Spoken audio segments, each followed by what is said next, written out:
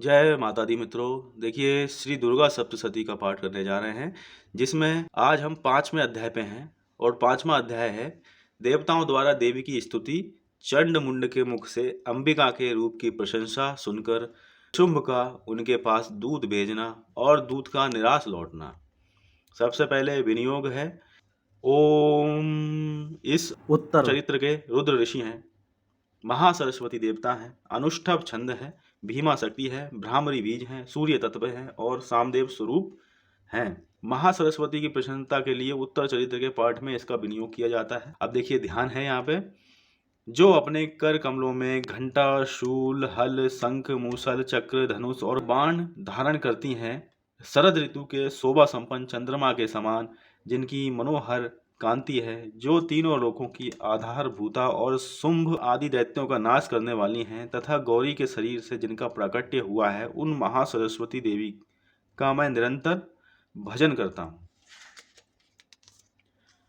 यहाँ देखिए, मैया रानी का बहुत ही सुंदर सा चित्र आया है, भगवती महासरस्वती देवी। फिर ऋषि कहते हैं, पूर्व काल में शुंभ और निशुंभ नामक असुरों ने अपने बल के घमंड में आकर सचीपति इंद्र के हाथ से तीनों लोकों का राज्य और यज्ञ भाग छीन लिए। वे ही दोनों सूर्य, चंद्रमा, कुबेर, यम और वरुण के अधिकार का भी उपयोग करने लगे। वायु और अग्नि का कार्य भी वे ही करने लगे। उन दोनों ने सब देवताओं को अपमानित, राज भ्रष्ट, पराजित तथा अधिकारहीन करके स्वर्ग से निकाल दिया। उन दोनों महान असुरों से तिरस्कृत देवताओं ने अपराजिता देवी का स्मरण किया और सोचा, जगदम्बा ने हम लोगों को वर दिया था कि आपत्ति काल में स्मरण करने पर मैं तुम्हारी सब आपत्तियों का तत्काल नाश कर दूंगी। ये विचार कर देवता गिरिराज हिमालय पर गए और वहां भगवती विष्णु माया की स्तुति करने लगे। देवता बोले, देवी को नमस्कार है, महादेवी शिवा को सर्वदा नमस्कार है, प्रकृति एवं भद्रा को नमस्कार है, हम लोग नियम पूर्वक जगदम्बा को नमस्कार करते हैं। रौद्रा को नमस्कार है, नित्या गौरी एवं धात्री को बारंबार नमस्कार है, ज्योतिष्नामयी, चंद्र रूपिणी एवं सुख स्वरूपा देवी को सतत प्रणाम है, शरणागतों का कल्याण करने वाली वृद्धि एवं सिद्धि रूपा देवी को हम बारंबार नमस्कार करते हैं। नैऋति राक्षसों की लक्ष्मी, राजाओं की लक्ष्मी तथा सर्वाणी यानी शिव पत्नी स्वरूपा आप जगदम्बा को बार बार नमस्कार है। दुर्गा, दुर्गपारा यानी दुर्गम संकट से पार उतारने वाली, सारा यानी सबकी सारभूता, सर्वकारिणी, ख्याति, कृष्णा और ध्रुमावती को सर्वदा नमस्कार है।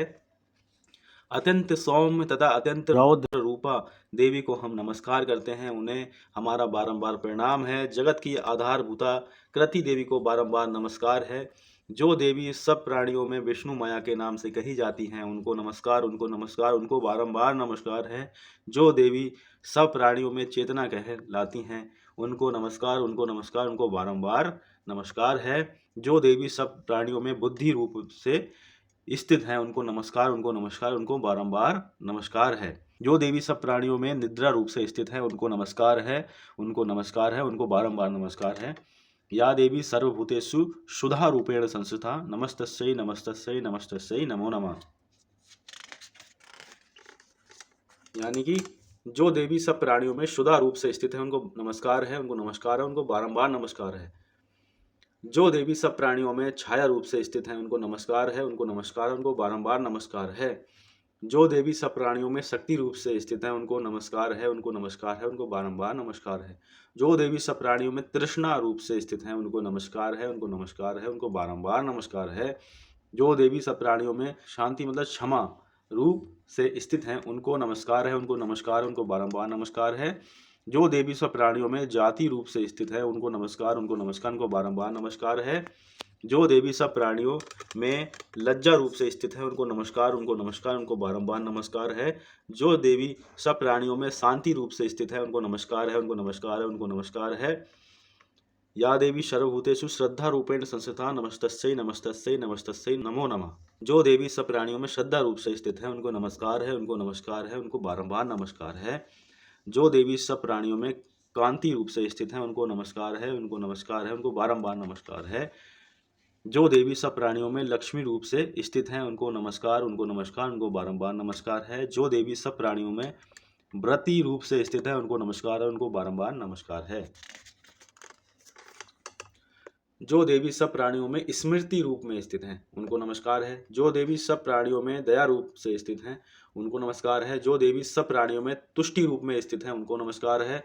जो देवी सब प्राणियों में माता रूप से स्थित है, उनको बारंबार नमस्कार है। जो देवी सब प्राणियों में भ्रांति रूप से स्थित है, उनको बारंबार नमस्कार है।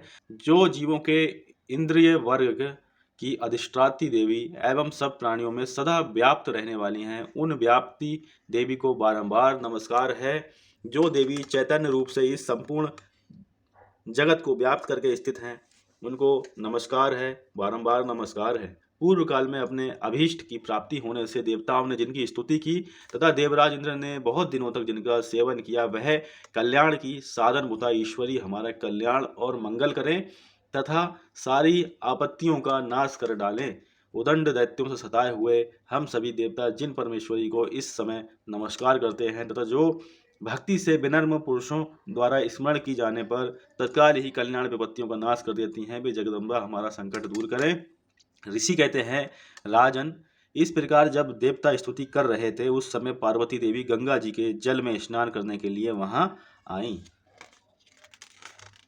उन सुंदर भवों वाली भगवती ने देवताओं से पूछा, आप लोग यहाँ किसकी स्तुति करते हैं? तब उन्हीं के शरीर कोष से प्रकट हुई शिवा देवी बोली, शुंभ दैत्य से तिरस्कृत और युद्ध में निशुंभ से पराजित हो जहाँ एकत्रित हुए ये समस्त देवता ये मेरी ही स्तुति कर रहे हैं।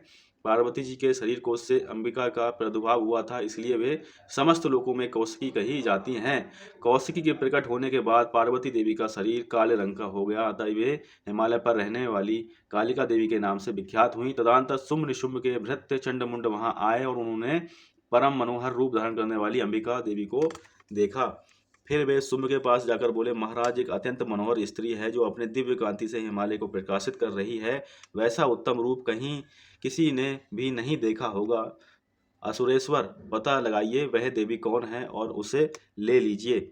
स्त्रियों में तो वह रत्न है, उसका प्रत्येक अंग बहुत ही सुंदर है तथा वह अपने श्री अंगों की प्रभा से संपूर्ण दिशाओं में प्रकाश फैला रही है। दैत्यराज, अभी वह हिमालय पर ही मौजूद है, आप उसे देख सकते हैं। प्रभु, तीनों लोकों में मणि, हाथी और घोड़े आदि जितने भी रत्न हैं, वे सब इस समय आपके घर में शोभा पाते हैं। हाथियों में रत्नभूत ऐरावत, ये पारिजात का वृक्ष और यह उच्च शबा घोड़ा, ये सब आपने इंद्र से लिया है।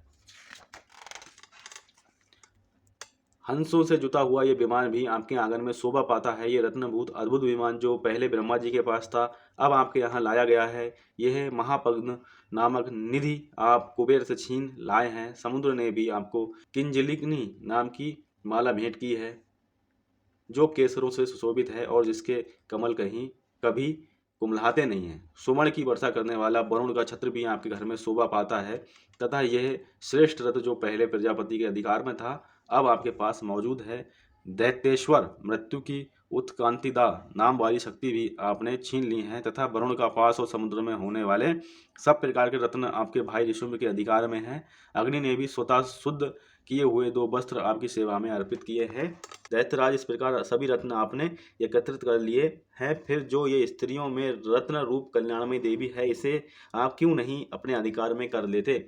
ऋषि कहते हैं, चंडमुंड का यह वचन सुनकर शुंभ ने महादैत्य सुग्रीव को दूत बनाकर देवी के पास भेजा और कहा, तुम मेरी आज्ञा से उसके सामने ये बातें कहना और ऐसा उपाय करना जिससे प्रसन्न होकर वह शीघ्र ही यहाँ आ जाए। वह दूत पर्वत के अत्यंत रमणीय प्रदेश में जहाँ देवी मौजूद थी गया और मधुर वाणी में कोमल वचन बोला। दूत बोला, देवी, दैत्यराज शुंभ इस समय तीनों लोकों के परमेश्वर हैं। मैं उन्हीं का भेजा हुआ दूत हूँ और यहाँ तुम्हारे पास आया हूँ। ये चित्र है सुग्रीव नामक दूत का देवी से शुंभ के वैभव का वर्णन करना। फिर देखिए, उनकी आज्ञा सदा सब देवता एक स्वर से मानते हैं, कोई उसका उल्लंघन नहीं कर सकता। वे संपूर्ण देवताओं को परास्त कर चुके हैं। उन्होंने तुम्हारे लिए जो संदेश दिया है उसे सुनो। संपूर्ण त्रिलोकी मेरे अधिकार में है, देवता भी मेरी आज्ञा के अधीन चलते हैं। संपूर्ण यज्ञों के भोगों को मैं ही पृथक पृथक भोगता हूँ।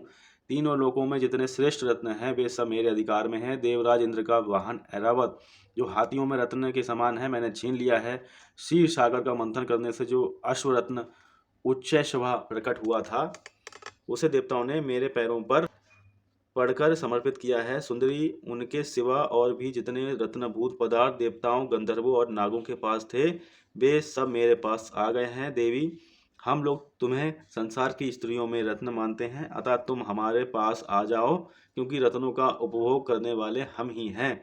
चंचल कटाक्षों वाली सुंदरी, तुम मेरी या मेरी भाई पर महापराक्रमी निशुंभ की सेवा में आ जाओ, क्योंकि तुम रत्न स्वरूपा हो।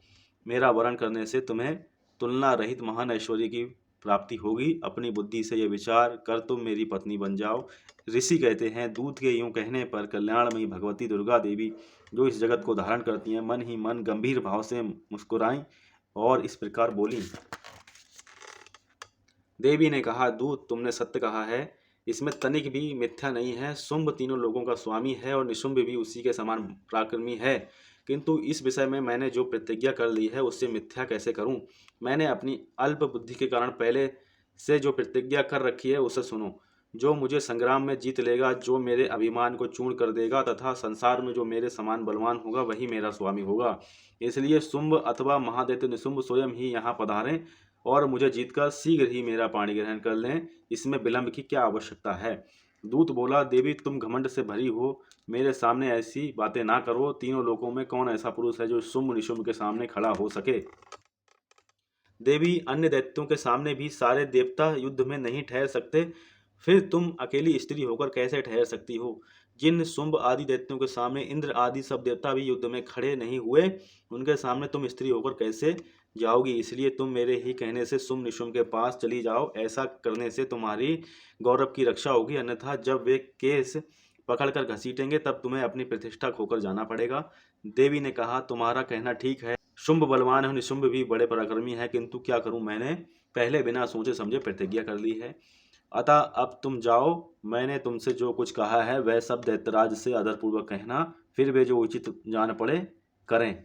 इस प्रकार श्री मार्कंडेय पुराण में सवर्णिक मनवंतर की कथा के अंतर्गत देवी महात्म्य में देवी दूत संवाद नामक 5वां अध्याय संपूर्ण हुआ।